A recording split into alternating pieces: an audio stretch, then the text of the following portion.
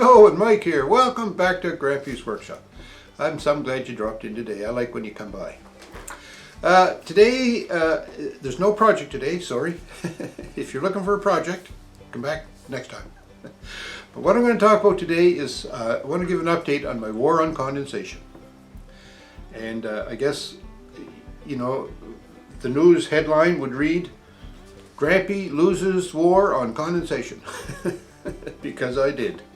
I sure did.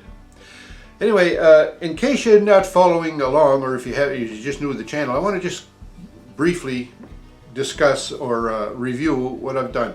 I have a 22 by 26 uninsulated shop with a 8.5 foot ceiling, concrete floor, no heat, no permanent source of heat, let's say. In the winter, I like to come to the shop, do projects, because I like to do projects as often as I can. So I wanted to put heat in the shop. So what I did was, I had a wood stove for a while, and the wood stove was great. I make nice heat. But what I found was, I also have a central vacuum system in the shop for collecting sawdust and cleaning up, general cleanups and whatnot. And I found, when I had the wood stove going and I ran the central vac, because my central vac is located outside the shop proper, it would suck air out of the shop and into the vacuum system, right? And by sucking that air out of the shop, it was drawing smoke back down the flue of my wood stove and filling the shop with wood smoke. Yeah, that didn't work very good. So I decided, no, I'm not going to have the wood stove anymore. Plus the wood stove took up a lot of space and I don't have a really big shop anyways. So I got rid of my wood stove and I bought myself a diesel fired space heater, salamanders we used to call them. It's a 35,000 BTU salamander space heater. And I supplemented that salamander with two electric quartz infrared heaters. I've got one over on the other side of the shop there in the wood shop area that aims sort of at the wood shop, and I've got one up here behind me on the ceiling that's for the mechanical side of the shop.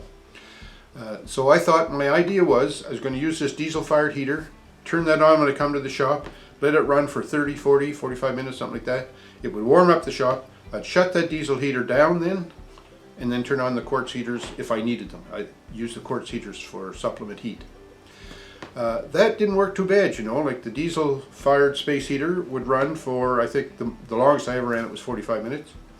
And it warmed the shop up nice. It warmed it up from being cold to being at a workable temperature. Now, the longer you run it, well, I found like the 45 minutes that I ran it, it was like -10 here in the morning when I come in. So I ran it for 45 minutes and it got the temperature up to about 6. So, you know, that's a good temperature for working, I find. I don't like it much warmer than that. So it worked out all right. There was a little bit of odor come off the diesel heater, but you know, nothing that was a problem for me. I also have a carbon monoxide detector here in the shop, and that never went off once, so I thought I was pretty safe that way. But I only, like I say, ran it for maybe the longest I ever ran it was 45 minutes. So I didn't think it was much of an issue as far as odors or off gases or anything like that as a danger. All right, but what that does is the diesel fired heater creates condensation. Plus the condensation I think is high in the shop anyhow because I've got a concrete floor and there's no vapor barrier under it. So it's just, you know, putting out condensation all the time. And the diesel fire heater didn't help that much. It added to it for sure. I ended up with condensation puddles forming on the wall. I'd have frost on the wall when I come in the morning. That would all melt, run down, go on the floor. My table saw was rusted, my bandsaw was rusted, my joiner was rusting, the tools were starting to rust in the box because of the condensation forming on them. So I decided that I was going to declare war on condensation. I was going to put an end to this problem, eh? So one of the things I did was I realized that the diesel fired space heater was adding to the condensation. So what I did was I got a 14-inch exhaust fan and I installed that on the wall over here just at bench height. I was going to put it up the ceiling, but then I thought I'll put it at bench height, then the warm air would be up top, and as the warm air would drive the moisture down, then the fan would get it and throw it back out. Yep. Anyhow, I don't think the fan really did much. I don't think it helped. It certainly didn't hinder. And it's a good ad. I think the fan will be helpful even in summer when it gets hot in here. I can turn the fan on and it'll draw some of the warm air out. But it didn't really help much with the condensation. So anyway, the bottom line is I lost the war on condensation. I have a little gauge right here that I bought as part of my war on condensation effort. And right now the temperature in the shop is 7.5 degrees and the humidity is 79%. So you see the humidity is quite high, and when I ran that diesel fired heater, it got up sometimes 85, 86 even, 87 I saw it one day at 87. So no wonder I was making condensation. I was making condensation quicker than I could get rid of it, even with the heat.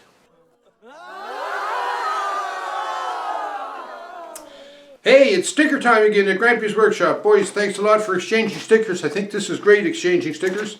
And I always love to get more stickers for my garage wall. Look at that, isn't that beautiful? Look at all the stickers I have on there. She's looking good. And anyway, I got another letter today from a guy who just started subscribing to me, and I just started subscribing to him. John is his name, at Backyard, Maine. Backyard, Maine. Wait till I get a sticker out. Look at it. He's got a really nice channel and a really nice sticker. There it is. Backyard, Maine. Get it so that there's no glare on it. Nice, eh? I like it. Just started watching John. He's got a really nice channel. It's interesting. He does a lot of different projects around his house there in Maine. And he plows a little snow, so you got to like that. He sent me a nice little letter. He says, I'm glad I found your channel a few months ago. You're a natural in front of the camera and I enjoy your unique perspective on whatever it is you're doing. That goes double for you, buddy, because right back at you, like I say, he's got a great channel. So anyway, he says a bunch of other stuff, and I won't repeat that. If I were you, I'd go check him out. So I'm going to stick his sticker up, maybe right there beside Gator's World. What do you think? Okay, so we're going to put John right here under Polar Express and next to Gator's World. Backyard, Maine. Great channel. Check them out. I'll put a description down below. So anyway, that's it. I lost the war on condensation. And what happened last winter was I discovered halfway through the winter, or I decided halfway through the winter, that I'm not going to run the heater. I only run the heater when I really, really need to, because I found that the heater was adding to the condensation. So I'd come out in the shop and it would be cold. It would be like 0, -4 or something like that in here. And it would be cold and I'd try to work, but no, it was no fun working like that. So I decided, I didn't do many projects through the winter. That's what the bottom line is. So what am I going to do next winter? Well, I thought I should insulate the shop. I should insulate it and like put in electric heat. Well, first of all, electric heaters cost a lot. It costs a lot to run them, costs a lot to buy them. I already spent a bunch of money on my diesel fired heater and these 2 quartz heaters. So I don't want to put any more money into heating units. So I'll just insulate the shop and heat it up, and the heat will stay in here then. So, you know, heat it up with the diesel heater. But then, you know, I don't like to talk about this because it's a little bit on the morbid side, but when I look at insulating the shop, that's going to cost, you know, a fair amount of money. But have to buy insulation, have to put wallboard up. It's going to be a lot of work. Strip everything off the walls, insulate them, put the wallboard up, put vapor barrier on, put the wallboard up. And to be honest, the payback on that project, I don't know how long it would be, but it's probably going to be longer than the number of active years I'm going to have left here in my shop. And that's the morbid side. I don't like to talk about that, but you know, it's a fact of life. I find it harder and harder to get down on the shop floor here and crawl around or even do projects. And you know, I used to do 2, 3, 4, 5 things a day. Now I do a half a thing a day because, you know, it's just the way things go. So yeah, the payback on doing a big job like insulating the shop, no, that's out of the question. So I'm not going to do that. So then, what else can I do? Well, I'm thinking that next winter I'm going to try, I won't do so many projects, but you know, I'll still do my share, I guess, as many as I can. But I'm thinking what I'm going to do is I'm going to use only the infrared heaters. I'm going to come in and try to work in the shop if it's not too cold, work as long as I can, but if my hands get cold or if I get cold, I'll turn on the infrared heater and I'll stand in front of that and see if that warms me up a little bit. I also have an electric like radiant heater that I have over on the other side of the shop by my computer, and I'll turn that on and sit by that to warm up somewhat if I'm doing a project. If I'm doing a project that's going to be like a fairly large project or extending over a couple of days, then maybe I'll start the diesel heater. But I think next winter I'm just going to go with the infrared heaters and see how I make out with that. But anyway, I lost my war on condensation. That's the bottom line, and it's too bad because you know, I like the shop. I like being out here. I like working, I like piddling, doing, you know, little projects.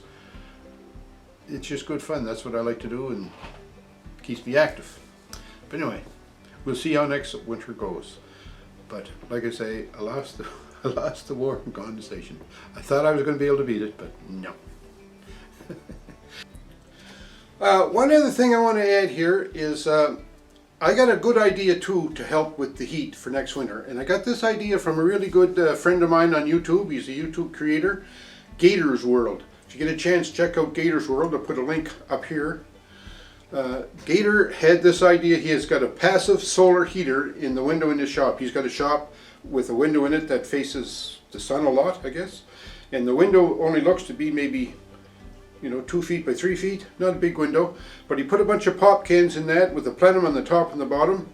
And he put those pop cans in the window, and the sun beating in that window heats the air, and it rises up through the pop can and comes out the plenum at the top.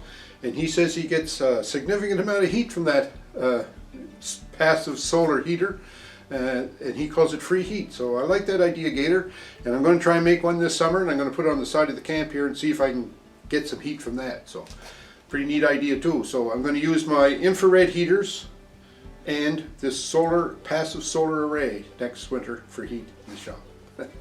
Anyways, folks, thanks a lot for watching. Let me know in the comments, would you please, if you have an unheated space and how you heat it, if you do, and if you have any condensation issues. I'd like to know that. Maybe you could give me some tips and some hints on how I could handle my condensation. In the meantime, I hope you have a great week. Stay safe, and we'll talk to you.